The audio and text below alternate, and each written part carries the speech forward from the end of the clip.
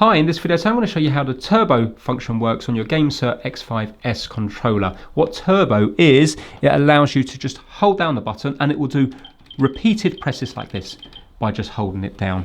So this is connected to Nintendo Switch 2 at the moment. Same thing will apply if you connect it to Android, iOS, PC, etc. Now at this moment in time, if I was to hold down one of the buttons, you will see it will just exit this here. It's not doing the turbo feature. But it's easy to do. We can do turbo feature on these four buttons here, your bumper buttons and your trigger buttons here. So these four buttons and these four buttons here, that's what it's going to work on. And to activate it, we just need to hold down the M and then one of the buttons. So let's say now if you wanted Y, you're going to hold down M and just hit Y. That will flash like that.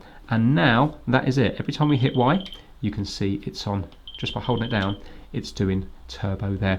If we want LB to be turbo, then hold this down and hit LB.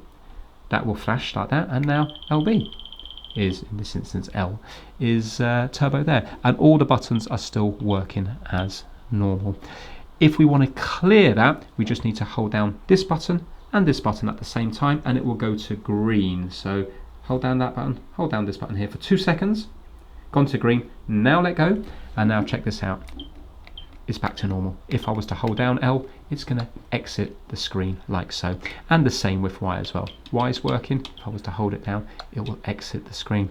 So that's it. These four buttons and these four buttons here can be done on turbo. Thanks for watching.